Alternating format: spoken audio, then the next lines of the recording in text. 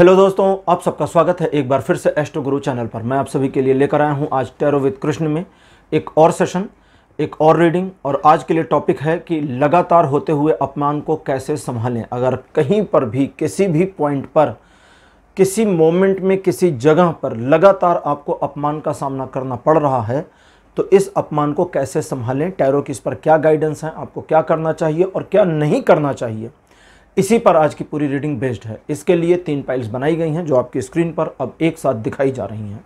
आज के तीनों सिंबॉलिक्स ओशो ज़ेन टैरो कार्ड से लिए गए हैं। 3 कार्ड्स जो आपकी स्क्रीन पर एक साथ दिखाए जा रहे हैं, patience pile number 1, politics pile number 2 और कंट्रोल पाइल नंबर 3।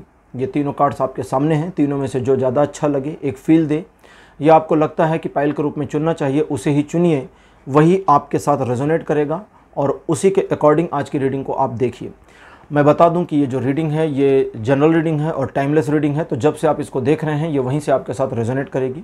और हर बार की तरह इस बार भी टाइम स्टैम्प्स को डिस्क्रिप्शन और कमेंट सेक्शन दोनों जगहों पर पोस्ट कर दिया गया है।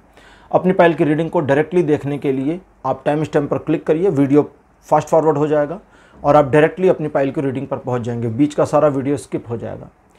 जो लोग मुझसे आज पहली बार जुड़े हैं उन सभी का मैं एस्ट्रो गुरु चैनल पर बहुत बहुत स्वागत करूँगा। आप इस चैनल को सब्सक्राइब जरूर करिए, बेल आइकन को प्रेस करिए, क्योंकि जब आप बेल आइकन प्रेस करते हैं तो नए वीडियोस की नोटिफिकेशन आपके मोबाइल फ़ोन पर आनी शुरू हो जाती हैं। और मेरे पुराने व्यूवर्स और सब्सक्राइबर्स, आप सभी के सहयोग और प्यार के लिए बहुत बहुत आभार। आगे बढ़ने से पहले आपको एक बार बता दूं कि मैं एक professional astrologer, professional tarot reader भी हूं। तो आपकी स्क्रीन पर ये जो नंबर आ रहा है इसी के ऊपर आप कॉन्टैक्ट कर सकते हैं अगर आपको अपने लिए एक पर्सनल टैरो रीडिंग सेशन चाहिए या आप अपनी कुंडली मुझे दिखाना चाहते हैं। ये व्हाट्सएप नंबर है तो इस पर आपको कॉल नहीं करना है, इस पर केवल मैसेज करिए। मैसेज के थ्रू सारी इन्फॉर्मेशन मेरी टीम मेंबर आपको प्रोवाइड करेगी और आपकी हेल्प करेगी मेरे साथ आपके अपॉइंटमेंट को बुक करने में। तो चलिए आज की रीडिंग को शुरू करते हैं और आपकी पाइल्स में मिलते हैं।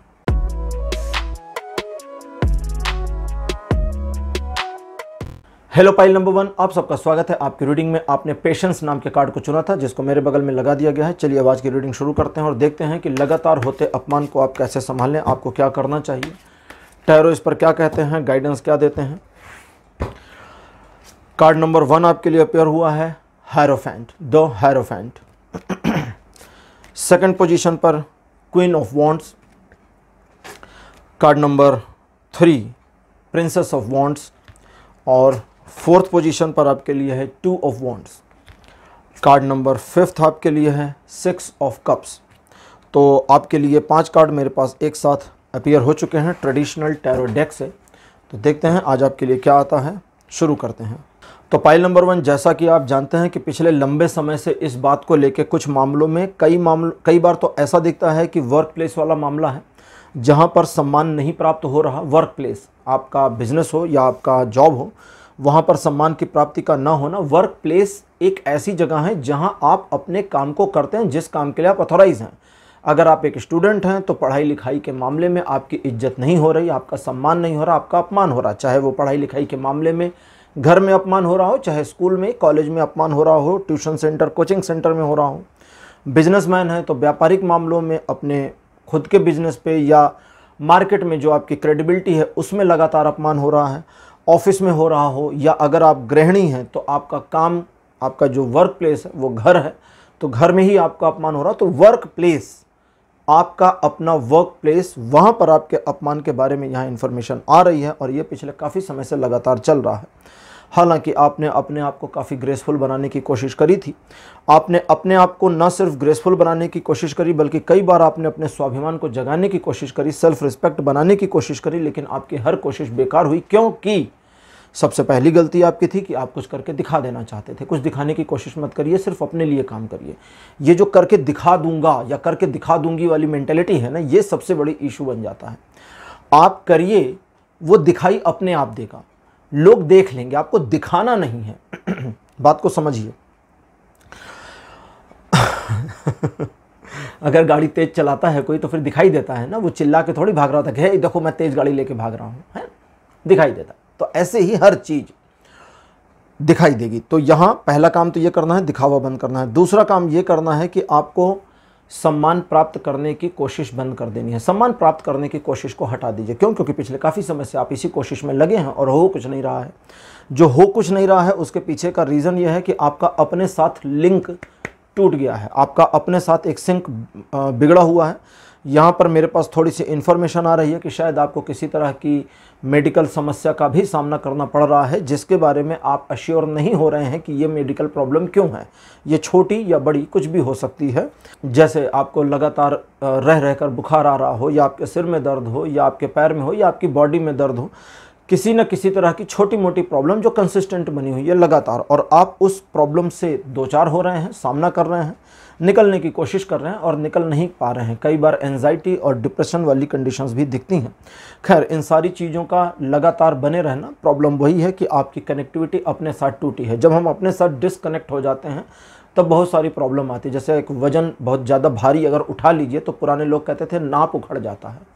बहुत सारे लोग जानते होंगे उसको बैठाने के लिए किसी व्यक्ति की ज़रूरत पड़ती है। हाथों की दोनों छोटी उंगलियों के ज़रिए भी उसको बैठाया जाता है, और भी कई तरीके हैं। और अगर वो उखड़ जाए तो सबको पता है कि फिर कितनी बड़ी प्रॉब्लम हो जाती है। पेट खराब होने की दिक्कत फील होती है, होता कुछ नहीं है। लगातार वो दिक्कत फील होती रहती है और होता कुछ नहीं है, और कई दिनों तक समस्याग्रस्त रहते हैं। क्यों? क्योंकि वो एक छोटा सा मेजरमेंट डिसबैलेंस हो गया। एक मेजरमेंट है, नाप क्या है? एक मेजरमेंट है आपकी नाभि का। एक समझें इसको, जो आपका मणिपुर चक्र है वो थोड़ा सा डिसबैलेंस हो जाए तो ये प्रॉब्लम होती है। और मणिपुर चक्र भय का चक्र होता है।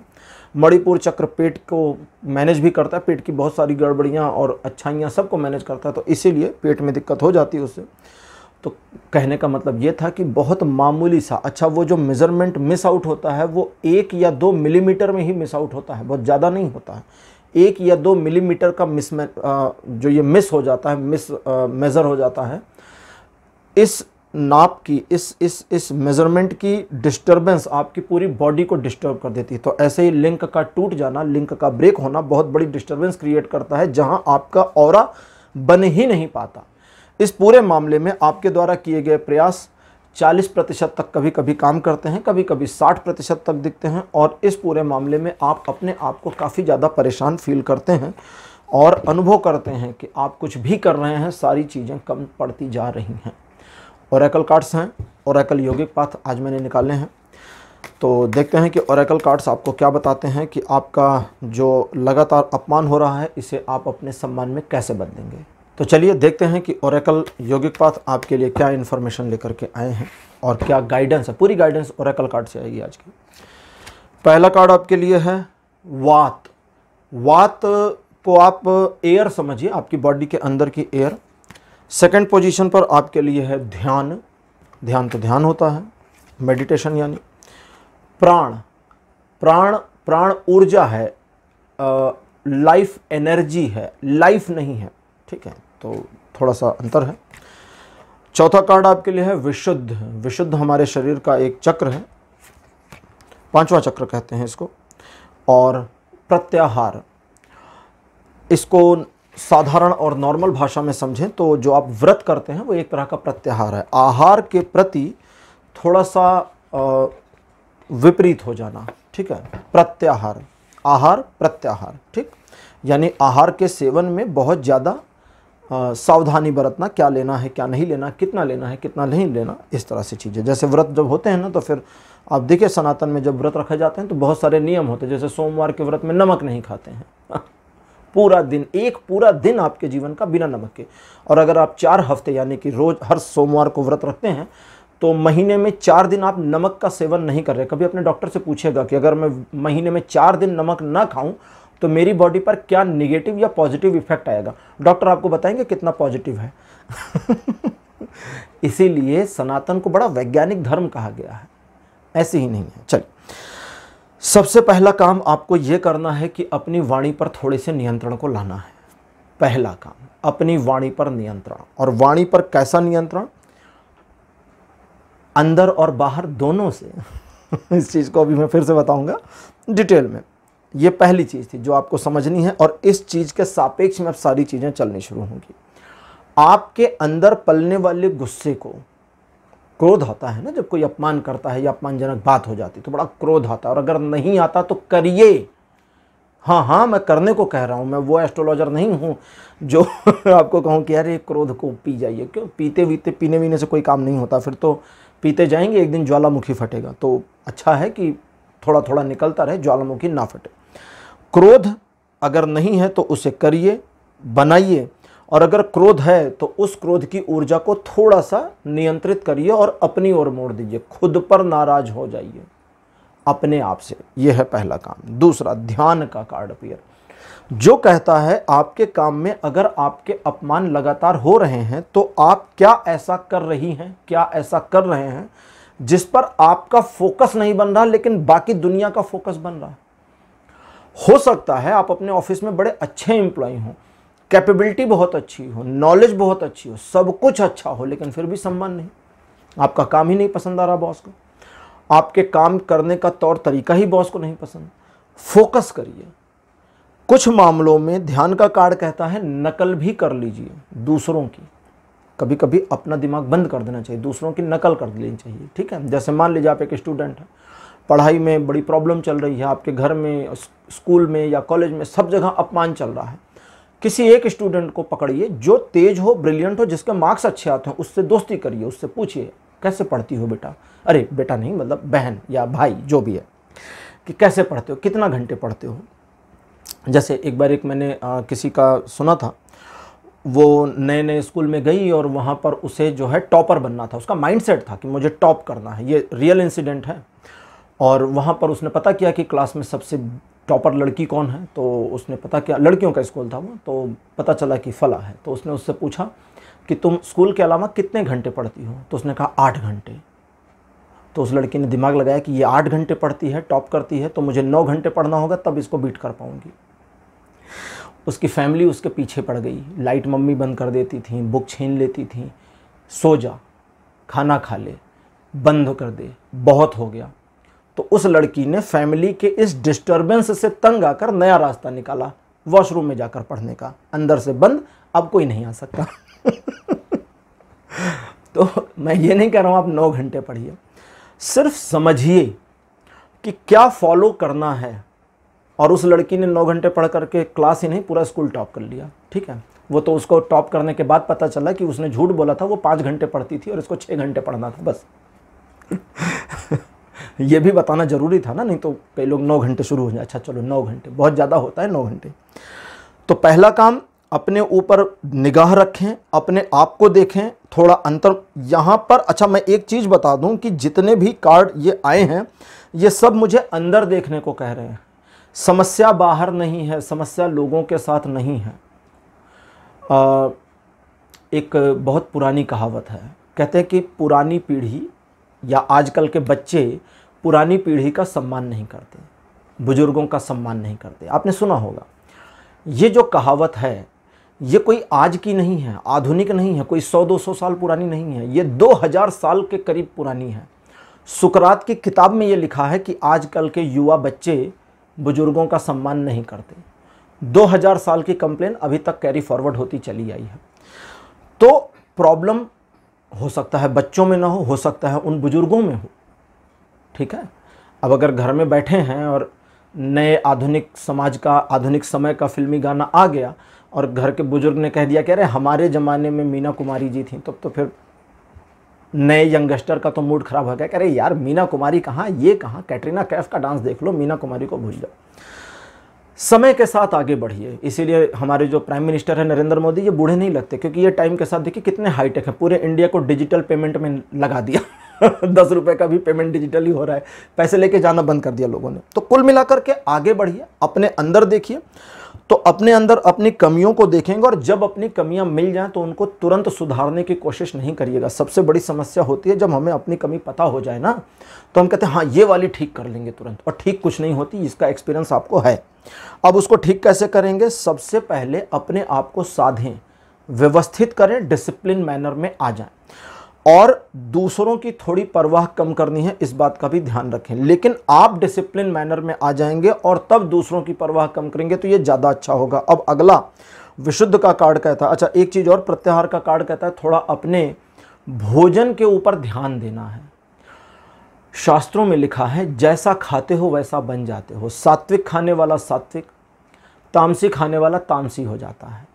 ज़रूरत से ज़्यादा नॉनवेज वगैरह का सेवन करने वाले लोग काफ़ी हिंसक हो जाते हैं। ठीक है, हिरन एक शांत जानवर है। घास फूस खाने वाले जानवर जो भी हैं, एनिमल्स की बात करो, वे जानवर जो शाकाहारी हैं वे हिंसक नहीं हैं। जो मांसाहारी हैं वे हिंसक ज़्यादा हैं। अब आप कहेंगे कि उसका तो मांस खाने का सेंस ऑफ ह्यूमर ही है तो उसे हिंसा करनी पड़ेगी, तो यही तो मैं भी कह रहा हूँ। मांस खाएंगे तो मांस खाने वाले जानवर की तरह हिंसा करेंगे, शाकाहारी खाएंगे तो शाकाहारी जानवर की तरह शांत रहेंगे। गाय को देखिए शांत होती है, हिरन को देखिए, खरगोश को देख लीजिए, ये शांत होते हैं। बिल्ली शांत दिखती है, होती नहीं है। ठीक है, पालतू बिल्लियाँ तो अलग बात है, थोड़ा सा बिल्ली का अपना मेंटेलिटी ऐसा होता है, जैसे डॉग की मेंटेलिटीज़ के बारे में आपने अगर पढ़ा हो तो वो आपको अपना भगवान मान के चल रहा होता है और आपके लिए कुछ भी कर सकता है। लेकिन कैट्स का बिल्कुल उल्टा है, वो अपने आप को महारानी और आपको आपको अपना नौकर मान के चल रही होती हैं। ये उसकी मेंटेलिटी के बारे में बहुत कुछ जांच पड़ताल और साइंटिस्ट्स ने बहुत कुछ चेकअप किया है, तो उसमें यही निकल कर आया कि बिल्ली का जो माइंडसेट होता है वो ये होता है कि आई एम अ प्रिंसेस और ये मेरे नौकर चाकर हैं, मेरी सेवा के लिए लगे हुए हैं। इसीलिए बिल्ली इतना प्रिंसेस जैसा व्यवहार करती है जो हमें बड़ा क्यूट लगता है।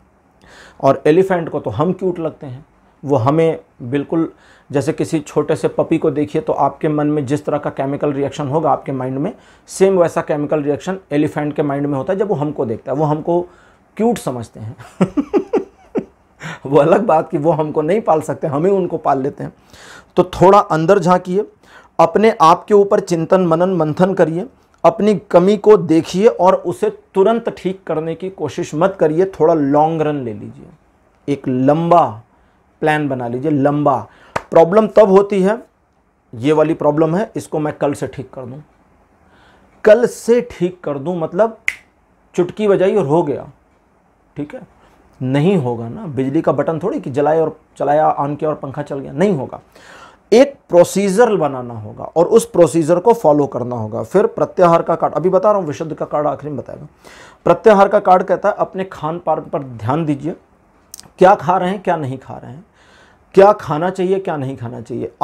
मैं यहाँ पर सजेशन नहीं दूंगा क्योंकि यहाँ उस तरह की सजेशन नहीं आ रही, वरना मैं आपको बताता फला चीज़ मना कर देता। मैंने कुछ वीडियोस में मना किया भी है। तो यहाँ ये कहता है स्वयं पर ध्यान दीजिए और ऑब्जर्व करिए कि किस तरह का भोजन आपके अंदर एक ऐसी मेंटेलिटी को जनरेट करता है जो आपके लिए अपने काम से विमुखता पैदा करती है और अपने काम में आपको उतना इन्वॉल्व नहीं होने देती। थोड़ा सा अपने खान पान में परिवर्तन करिए, एक हफ्ते ऐसा, एक हफ्ते वैसा, एक हफ्ते वैसा, तो मिल जाएगा। ठीक, थोड़ा करके देखिए। जैसे फॉर एग्जांपल, एक एग्जांपल लेते हैं, जैसे आप दही नहीं खाते, एक हफ्ते तक दही रोज ऐड कर दीजिए, दिन भर रोजाना, मतलब दिन में एक बार दही खाना शुरू करिए, देखिए क्या फ़र्क आता है मेंटेलिटी में, क्या नहीं आता। अचार रोज़ खा रहे हैं, एक हफ्ते छोड़ के देख लीजिए। मिर्च रोज़ खा रहे हैं, एक हफ्ते छोड़ के देख लीजिए। विद इन अ वीक आपको ऑब्जर्व हो, और लेकिन ऑब्जर्व करना है, नहीं तो पता नहीं चलेगा, वो चीज़ें मिस आउट हो जाती हैं। तो वहाँ पर जब चीज़ें समझ में आए तो उसको कंटिन्यू करना। अब विशुद्ध का कार्ड कहता है कि अंदर मुड़ जाओ सबसे पहले और अपने आप से बात करो सही तरीके से। अपने आप से झूठ बोलना बंद करो, अपने आप को बहुत ज़्यादा पेनलाइज करना, परेशान करना, तंग करना भी बंद करो और अपने आप को झूठी दिलासा देनी बंद कर दो। सबसे पहला काम अंदर करना है और उसके बाद बाहर, क्या मुंह से निकल रहा है क्या नहीं निकल रहा है, इन सारी चीज़ों पे कंट्रोल करिए। और अब आया लास्ट में 6 ऑफ द कप्स, वे मामले जहां पर आपको लगता है कि थोड़ा इग्नोर करके चलना चाहिए और आपकी इमेज ठीक हो या ना हो, आपको इन लोगों या इस सिचुएशन के प्रति उदासीनता लानी चाहिए। जहां आपको लगता है ये इतनी चीज़ों को ठीक करने के बाद, तब ये उदासीनता लेकर आना है, इग्नोरनेस लेके आना है। ये नहीं कि आपने पहले से इग्नोर करना शुरू कर दिया तो चीज़ें तो और ख़राब होंगी, उसके बाद आप डैमेज कंट्रोल करेंगे तो नहीं होगा। इसीलिए इसकी इंटरप्रिटेशन मैंने सबसे लास्ट में आपको बताई है। तो पाइल नंबर 1 ये थी आपके लिए आज की रीडिंग। आज की रीडिंग आपको कैसी लगी, अपने एक्सपीरियंस, अपने अनुभव कमेंट सेक्शन में ज़रूर लिखिए। इस वीडियो को लाइक करिए, शेयर करिए और चैनल को सब्सक्राइब करना मत भूलिएगा। अगले वीडियो में आपसे फिर मिलूँगा। Bye bye.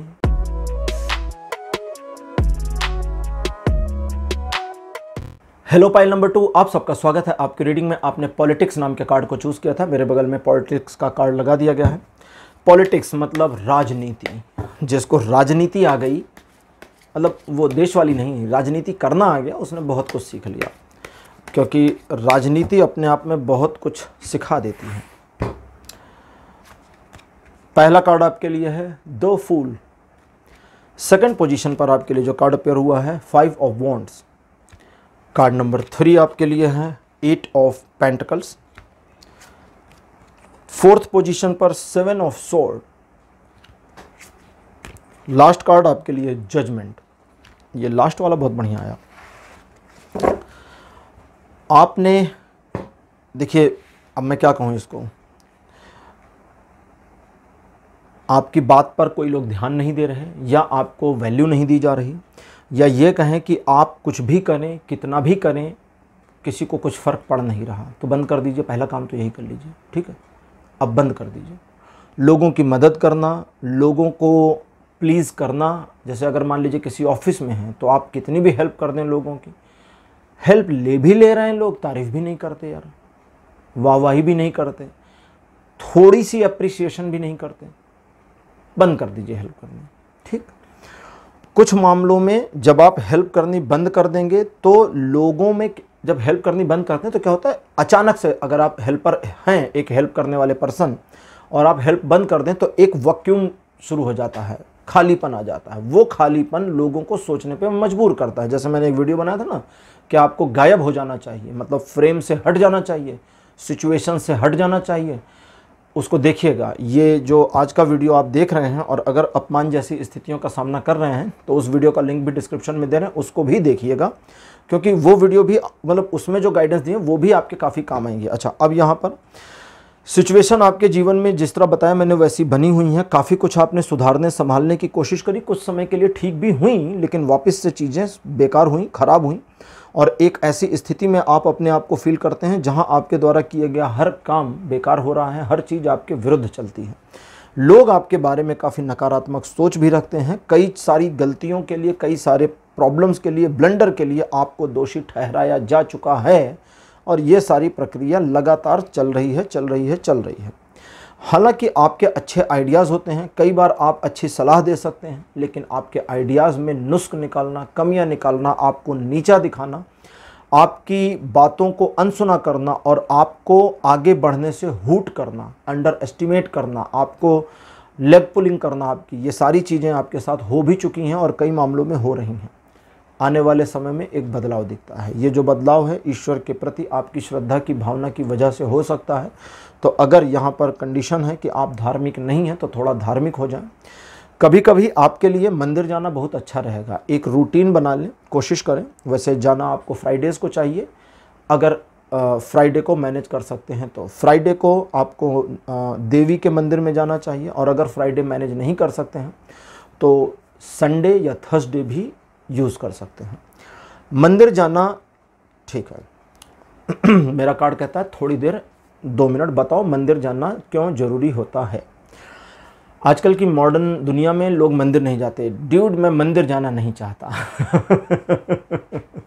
अरे मैं मंदिर नहीं जाती यार, मंदिर मुझे बड़ा ओल्ड फैशन लगता है। ठीक है, लगना भी चाहिए, क्योंकि मंदिर ओल्ड है ही हैं, पुराने हैं, प्राचीन हैं, पुरातन हैं। मंदिर की बनावट, मंदिर का जो पूरा ऑरा है, आप अगर किसी वास्तुशास्त्री को जानते हो या गूगल करिएगा, क्या मंदिर के सामने घर बनाना चाहिए? आएगा नहीं। मंदिर के सामने दुकान खोलने? आएगा नहीं। नुकसान होता है। मंदिर के सामने पूजा सामग्री की दुकानों के अलावा जिन चीज़ों की दुकानें होती हैं वो ज़्यादा चलती नहीं। अब पूजा सामग्री वाली इसलिए चलती कि भक्त गड़ाते हैं, सामान लेके वहीं चढ़ा देते हैं, इसलिए उसमें प्रॉब्लम नहीं होती। लेकिन वो पूजा सामग्री की दुकानदार भी उतना ज़्यादा ग्रो नहीं करते लाइफ में, कहीं ना कहीं प्रॉब्लम होती है। अब समझिए क्या है, मंदिर एक एनर्जी सेंटर है।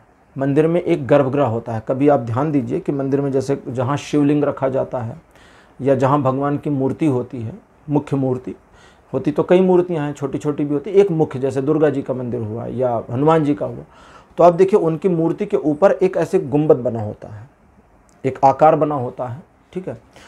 उस शंकु, उसको हम गुंबद आजकल की भाषा में भले कहते हैं, उसे शंकु कहते हैं। शंकु मतलब एक शंकु का आकार, ठीक है, यानी कि एक राउंड शेप जो ऊपर जाकर केंद्रित हो गया है, छोटा हो गया है। और वो जो शेप है वो एक्चुअली मंदिर की एनर्जी को कॉन्सेंट्रेट और वाइब्रेट दोनों करने के लिए होता है। ठीक है। अब जैसे शिवलिंग के ऊपर दूध, जल, दही, शहद, बहुत सारी चीज़ें चढ़ाते हैं, उसका भी एक रीज़न है। शिवलिंग के ऊपर भी मैं बताऊंगा आप लोगों को, इसका अलग वीडियो लाऊंगा और उसमें डिटेल बताऊंगा शिवलिंग क्या है, इसकी पूजा क्यों करते हैं, इस तरह से क्यों करते हैं, सारी चीज़ें, और शिवलिंग का अर्थ क्या है और शिवलिंग के बारे में कितनी गलतफहमियां हैं, सब कुछ बताऊंगा। तो मंदिर की जो एनर्जी है वो एनर्जी जब आप एंटर करते हैं, लेकिन श्रद्धा की भावना से, पहले ये भी समझ लीजिए श्रद्धा जरूरी है। ठीक, आपके अंदर श्रद्धा का होना, श्रद्धा का हाथ पकड़ के साथ में होना नहीं। ठीक है, श्रद्धा यानी कि समर्पण की भावना, ईश्वर के प्रति एक झुकाव, एक लगाव का होना जरूरी है। क्योंकि जब श्रद्धा की भावना नहीं होती तो आपकी अपनी जो बॉडी की ऑरा है वो रेजिस्टेंस मोड में होती है। अगर किसी को खींच कर मंदिर ले जाएं तो ना नुकर करते हुए जाने वाला व्यक्ति मूड खराब रखता है अपना मंदिर में भी, और उसे कोई फल प्रतिफल कुछ नहीं मिलता, उसका जाना न जाना बिल्कुल बेकार, कोई फ़ायदा कोई नुकसान नहीं, नुकसान भी नहीं होता क्योंकि खुद की बॉडी ने एक रेजिस्टेंस शील्ड बनाई है। अब जब मंदिर जाते हैं और श्रद्धा की भावना से जाते हैं तो मंदिर के गर्भगृह की जो एनर्जी है वो आपकी नेगेटिविटीज़ को क्रॉस कर देती है, कट कर देती है। इसलिए आप मंदिर जाकर के पवित्रता और अच्छा महसूस करते हैं। तो आपको जाना चाहिए ताकि आप अपने अंदर एक पवित्रता महसूस करें, आप अपने अंदर एक अच्छाई और अच्छा माइंडसेट फील करें, क्योंकि ये चीज़ आपके उस परिवर्तन जो भविष्य में आएगा, अगले 2-3 महीनों में ये होने वाला है। ये जनरल रीडिंग है और टाइमलेस रीडिंग है। तो जब आप इस वीडियो को फर्स्ट टाइम देख रहे हैं, यहाँ से अगले 2-3 महीने गिन लीजिएगा, यहीं से। ठीक, 60 या 90 दिन, मोटा मोटा 60 दिन मान लेते हैं। ये जो परिवर्तन है ईश्वर की कृपा आपके ऊपर बनाएगा, लेकिन साथ ही साथ उनकी दृष्टि को भी बनाएगा, और ईश्वर आपके ऊपर अपनी दृष्टि को दृष्टिपात करके, अपनी दृष्टि रख के आपके जीवन को सुव्यवस्थित करने का काम जरूर करेंगे। लेकिन पहला काम आपको करना है कि मंदिर जाना है, और बाकी और चीज़ों का क्या ध्यान रखना है ओरेकल यौगिक पाथ कार्ड लेते हैं, फिर ये ओरेकल कार्ड्स मुझे बताएंगे कि आपको और क्या करना चाहिए, क्योंकि गाइडेंस आज इनसे ले रहा हूँ।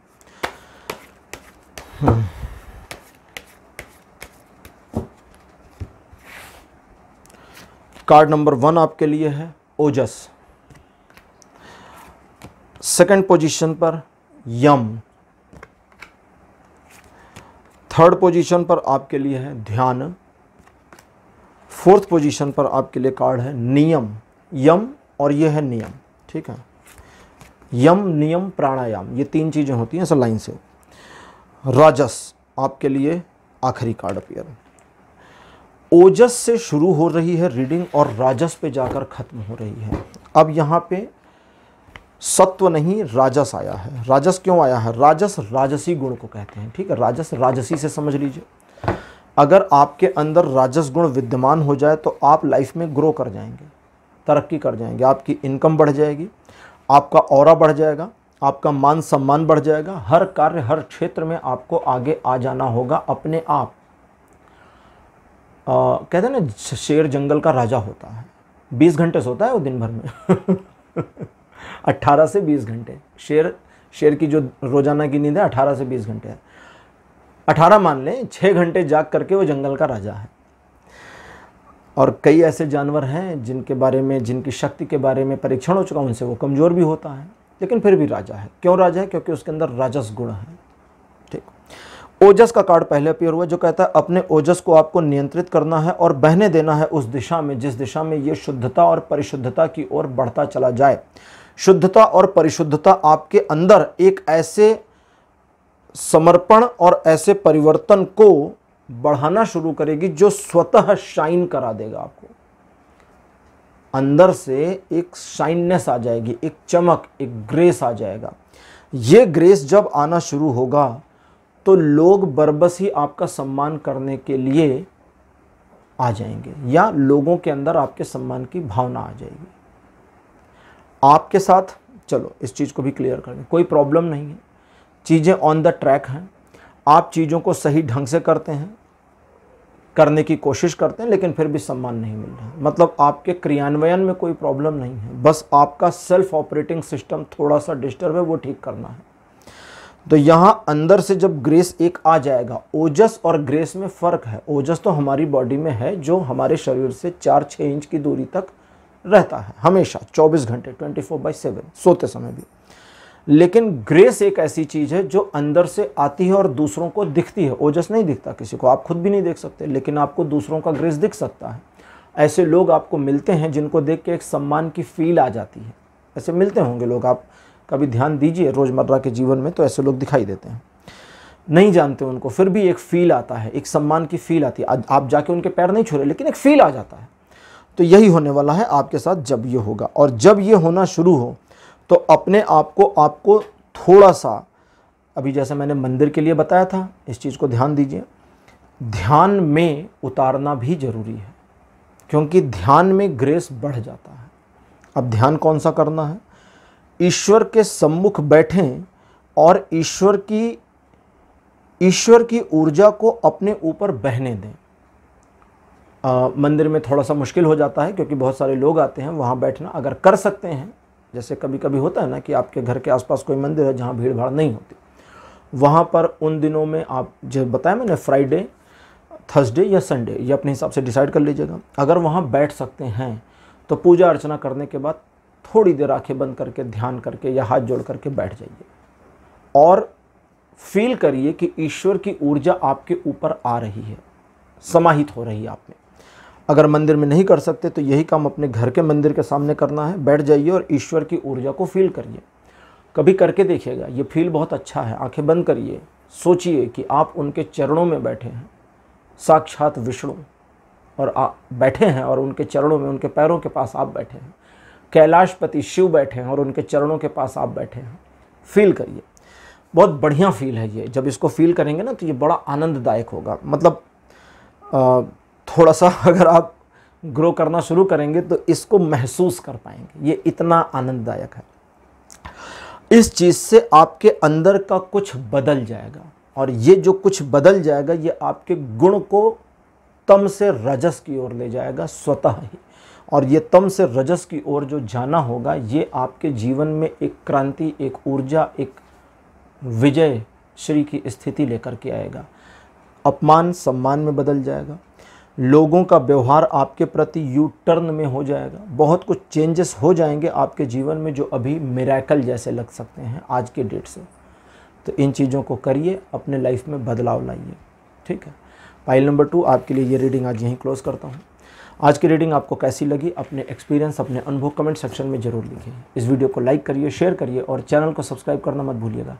अगले वीडियो में आपसे फिर मिलूँगा। Bye bye.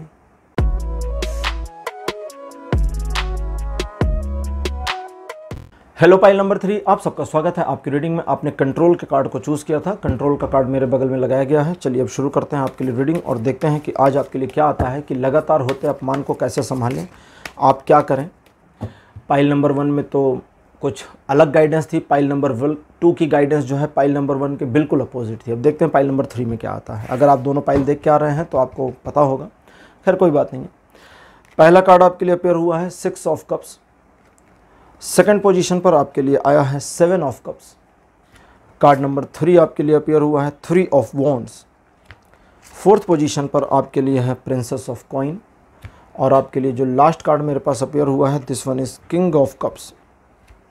ये मामला है। देखिए, बहुत ज़्यादा परेशानी की बात आपके लिए नहीं है, लेकिन सिचुएशन को परेशानी वाली बना लिया है आपने। कुछ मामलों में ऐसा दिखता है कि आपके फैसले गलत हुए, आपने सही प्लान नहीं किया, और अगर प्लान किया तो उस प्लान के ऊपर काम नहीं किया। और चूंकि आपने प्लान में प्रॉब्लम करी या प्लान को एग्जीक्यूट करने में प्रॉब्लम करी, इसलिए आज आप एक ऐसी स्थिति में हैं। लेकिन फिर भी आपके जीवन में इससे भी बुरी स्थितियां आ चुकी हैं। आप अपने जीवन में काफ़ी कुछ झेल चुके हैं। अपमान की ही बात करें तो आजकल का जो अपमान है ये उस पुराने वाले के सामने थोड़ा सा तुच्छ भी है, क्योंकि पहले तो बहुत ज़्यादा भी था, अभी थोड़ा सा कंट्रोल हुआ है। ईश्वर की कृपा आपके ऊपर बनी है। आने वाले समय में, भविष्य में आपके लिए चीज़ें थोड़ी बेहतर आ रही हैं, लेकिन आपको अपने कैजुअलनेस को ठीक करना होगा, कैजुअल मोड को बदलना होगा। ये जो कैजुअल मोड है ये दूसरों के लिए और अपने लिए, दोनों के लिए बदल देना होगा। दूसरों के लिए क्यों बदलना होगा? जब दूसरे आपको इस्तेमाल करते हैं और आप अपने आप को इस्तेमाल होने देते हैं ईजिली, तो ये गलत है। इसको रोकिए, रजिस्ट करिए। अगली चीज़, अपने आप को खुद के कैजुअल मोड में नहीं डालना है। थोड़ा अनकंफर्टेबलनेस बनाइए। अगर अपने जीवन में आगे बढ़ना है, एक सम्मान प्राप्त करना है, अपमान को रोकना है, तो आपको अपने आप को कैजुअलनेस से थोड़ा हटाना होगा। अगर आप ऐसा नहीं करेंगे तब गड़बड़ होगी। और आने वाले समय के लिए देखिए, प्लान के ऊपर काम करना बहुत ज़रूरी और आवश्यक है। इस पूरे मामले में यहाँ समझें कि आपकी अपनी इमेजिनेशंस जो हर बारी आपको गलत साबित हो जाती हैं, हर बार आप अपनी सोच में या जो आप सोचते हैं वो गलत हो जाता है, उसके पीछे का रीज़न ये है कि आपका अपना एक नेगेटिव ऑरा चीज़ों को, सिचुएशन को और दूसरे लोगों के बिहेवियर को नेगेटिव कर देता है। अब लेते हैं ओरेकल योगिक पाथ कार्ड और देखते हैं कि ओरेकल कार्ड आपके लिए क्या इन्फॉर्मेशन लाए हैं, क्योंकि पूरी प्रॉपर गाइडेंस ओरेकल कार्ड से ही आ जाने वाली है।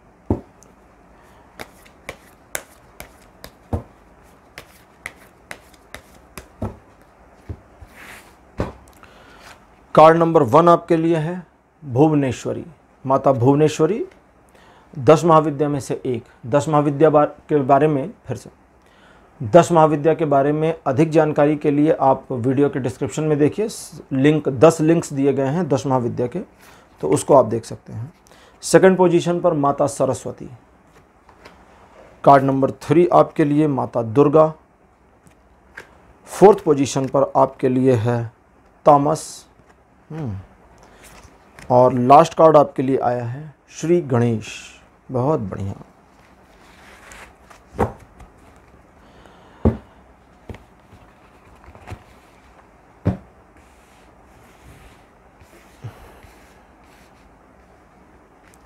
पाइल नंबर 3, जैसा कि आप जानते हैं कि अभी सिचुएशन थोड़ा आपके नियंत्रण से बाहर हो रही है, या अपने सम्मान या अपमान को लेकर आपके द्वारा किए गए प्रयासों में आप विफल हो रहे हैं। तो यहाँ सबसे पहला काम यह करना है कि अपने ग्रेस को ठीक करना है, एनर्जी लेवल को मैनेज करना है। नेगेटिव एनर्जी आपसे जो वाइब्रेट हो रही है उसे ठीक कर लीजिए। नेगेटिव एनर्जी को वाइब्रेट करने के लिए अपने आचार व्यवहार में, आचार व्यवहार का मतलब होता है अपने बोलचाल में, अपनी सोच में और अपने बिहेवियर जो आउटपुट है, इन सारी चीज़ों में थोड़ा सा नकारात्मकता के पुट को हटा दें। जैसे मान लीजिए आप किसी ऑफिस में हैं, नकारात्मक बातें हो रही हैं, तो वहाँ इन्वॉल्व मत होइए। झूठ मूठ का बहाना बताइए मेरे को फलाना काम है और हट जाइए। ठीक, उस निगेटिव गॉसिप का हिस्सा मत बनिए। घर में अगर आपको लोग हूट कर रहे हैं, लगातार हूट कर रहे हैं, आपके लगातार अपमान अपने ही घर में हो रहे हैं, अपनों के ही जरिए, अपनों के ही द्वारा हो रहे हैं, तो आपको एक पॉज लेना है थोड़ा सा। अब भाई लोग बोल रहे हैं तो बोलने दीजिए, थोड़ा सा पॉज ले लीजिए। रेजिस्ट मत करिए, अपोज मत करिए, बस अपने आप को पॉजिटिव रखिए। कभी कभी कुछ नकारात्मक चीज़ों में भी पॉजिटिविटी ढूंढ लिया करिए। कैसे? जैसे मान लीजिए कुछ लोग आपको ज़्यादा ही हूट कर रहे हैं, आपकी लेग पुलिंग ज़्यादा चल रही है, अभी इस रीडिंग से अलग बता रहा हूँ, सिंपली ऐसा चल रहा है। या आपके बारे में कुछ लोग हैं जो लगातार दूसरों से निगेटिव बातें कर रहे हैं, तो इस बात को लेकर आपका मन भी पूरा नकारात्मक हो सकता है। या आप अपने आप को यह समझें कि मैं तो एक सेलिब्रिटी जैसा हूँ जिसके बारे में लोग बातें कर रहे हैं, करने दीजिए भाई। अगर कोई आकर कहे यार फला व्यक्ति तुम्हारे बारे में, या मैंने सुना लोग तुम्हारे बारे में ऐसी नकारात्मक बातें करेंगे, तो बता दीजिए मेरे फैंस हैं, this people are my fans, ये मेरे फ़ैन हैं। मेरे बारे में बातें करना, अपने जीवन के प्रीशियस टाइम को मेरे ऊपर इन्वेस्ट करना, ये सब इनके जीवन का हिस्सा है, तो लेट देम एंजॉय। ठीक है, कूल होने की कोशिश करिए। नहीं हो सकते तो कम से कम दिखावा करिए। आपका कूल होने की कोशिश और कूल होने का दिखावा करना बहुत बड़े बदलावों को लेकर के आएगा। जहां 3 देवियां आपके लिए कहती हैं कि जब एक बार आप ठान लेंगे कि चीज़ें पॉजिटिविटी में मोड़नी है, तो ये मुड़नी शुरू हो जाएंगी। ठीक, देवी दुर्गा जो राक्षसों के संहार के लिए जानी जाती हैं। अब अगर ध्यान दिया जाए तो देवी दुर्गा की जो कहानी है, आप सभी ने महिषासुर मर्दिनी पढ़ा होगा, या महिषासुर मर्दिनी नहीं तो दुर्गा सप्तशती पढ़ा होगा। अगर नहीं पढ़ा तो पढ़ा करिए, कभी कभी ग्रंथों को पढ़ा करिए। ठीक है, बहुत ज़रूरी और आवश्यक है। तो ऐसा तो नहीं है कि देवी ने राक्षसों को मारा नहीं, संहार नहीं किया, विभत्स तरीके से किया, जो कि ज़रूरी था, नितांत आवश्यक था, करना भी था। उसके बावजूद वे ममता की मूरत हैं, उसके बावजूद वे बड़ी प्यारी हैं, उसके बावजूद वे बड़े मासूम तरीके से हमारी सुरक्षा रक्षा करती हैं और हमें निर्देश देती हैं, आगे बढ़ने के लिए प्रेरित भी करती हैं। तो उनके स्वरूप में कठोरता और कोमलता दोनों एक साथ है, तभी वे माता हैं, तभी वे देवी हैं। तो यहाँ पर भी उसी चीज़ को समझें। जैसे भुवनेश्वरी, इनका निवास सूर्य में माना गया है। जो हमारा सूर्य है सौरमंडल का, इस सूर्य के अंदर भुवनेश्वरी माता के निवास को माना गया है। सूर्य तो बहुत गर्म होता है और ये ब्रह्मांड की अधिष्ठात्री देवी मानी गई हैं, इस पूरे ब्रह्मांड की। सरस्वती तो वैसे भी बहुत सौम्य देवी हैं, कभी भी इनके हाथ में शस्त्र नहीं देखे गए हैं। पुस्तक, वीणा, कमल का पुष्प, लेखनी, यही सब चीज़ें इनके पास होते हैं। और सौंदर्य की देवी, ज्ञान की देवी हो करके ये चाहती हैं कि आप अपने आप को थोड़ा परिवर्तित कर दें, क्योंकि जब तक आप अपने मन स्थिति को परिवर्तित नहीं कर लेते, चेंज नहीं ले आते स्वयं के थिंकिंग में, तब तक वो बदलाव की बयार नहीं बह सकती, वो बदलाव की हवा नहीं बह सकती। एक वैक्यूम बनाना होगा, एक खाली स्थान बनाना होगा, निर्मित करना होगा, तभी वहाँ अच्छी चीज़ें आकर प्रविष्ट होंगी। भरे हुए घड़े में, घड़ा होता है पानी का, उसको भर दीजिए पानी से पूरा, और उस भरे हुए में और पानी डालिए तो नहीं जाएगा, बाहर गिर जाएगा। उस भरे हुए में कुछ भी डालिए, नहीं जाएगा, उसे खाली होना होगा। इसलिए कहते हैं कि ग्रहण करने वाले को खाली होना चाहिए। शिष्य खाली होता है, तभी गुरु उसमें पूर्णता से समा पाता है। तो यहाँ आपको इन चीज़ों का ध्यान रखना होगा। अगर आप ऐसा करते हैं, जैसा भी आपको मैंने बताया, तो यहाँ एक और ध्यान रखना होगा कि वो नकारात्मकता जो दूसरों से आती है, उसको लेकर कोई अगर मगर या भेदभाव या किसी तरह की नेगेटिव फीलिंग आपको लानी नहीं है।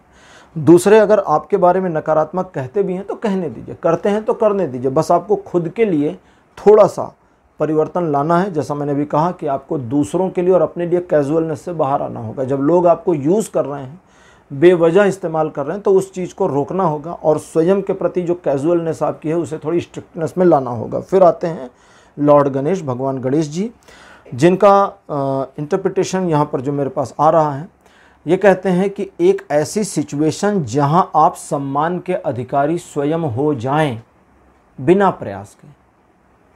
प्रयास के वो स्थिति मिल जाएगी।